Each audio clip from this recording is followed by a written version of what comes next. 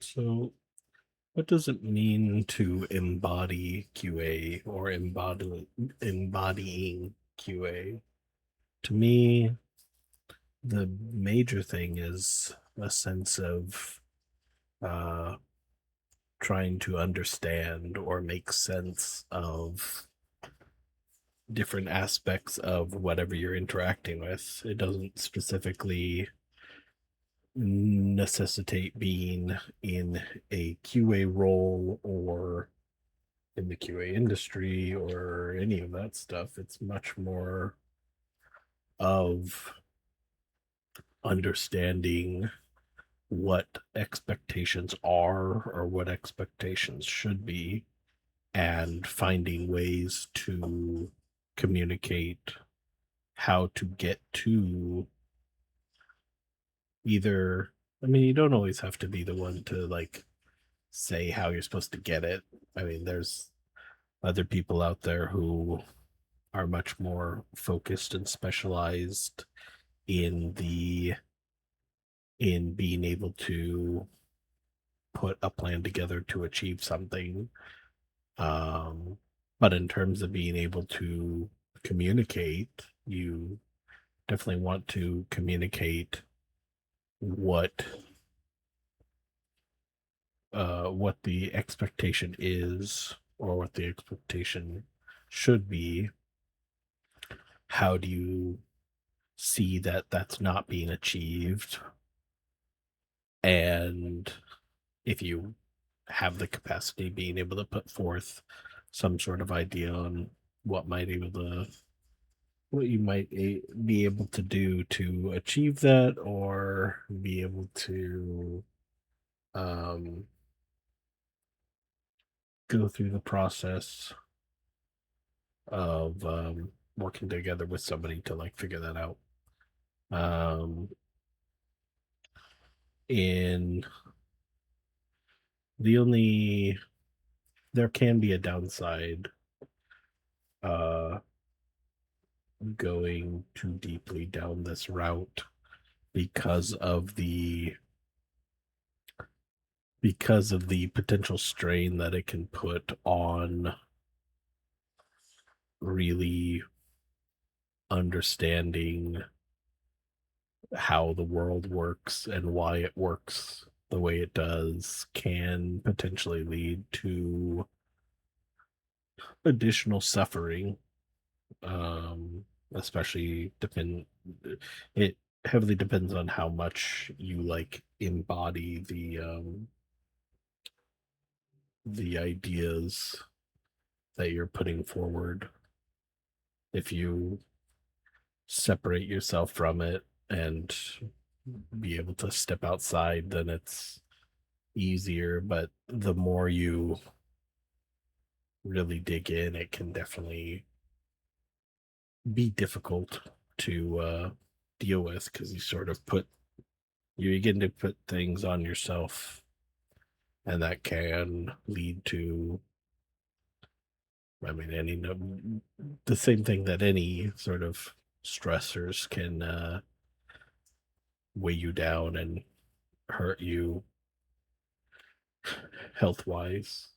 Um, so being able to, you don't want to start digging too deep into everything. So keeping a focus on like what's in front of you or the thing that you're like trying to work in or work with can help alleviate those potential concerns.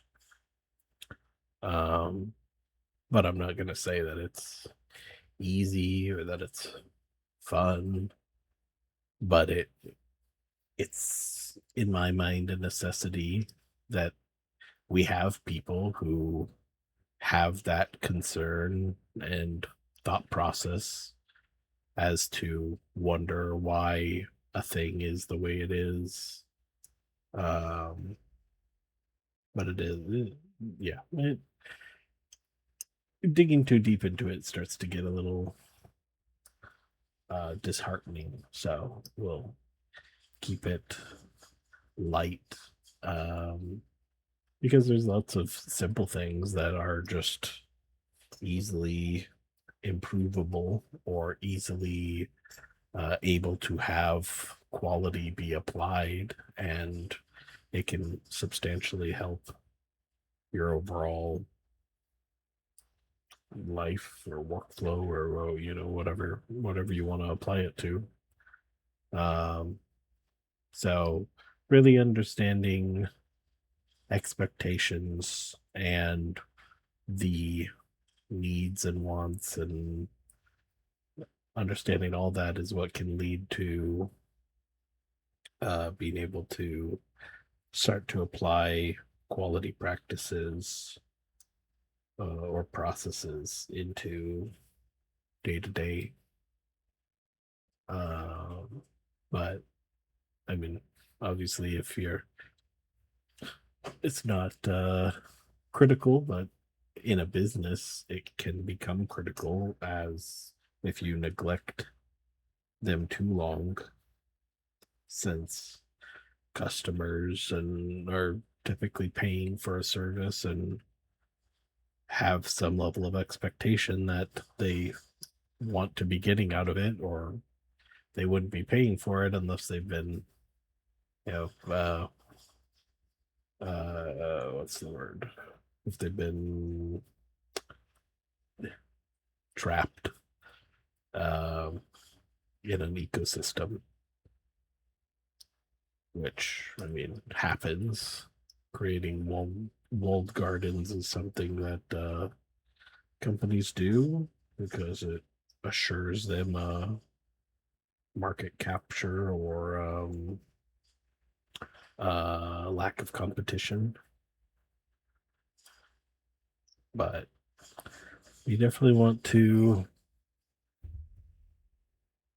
you want to try your best, and that's really all that can be done.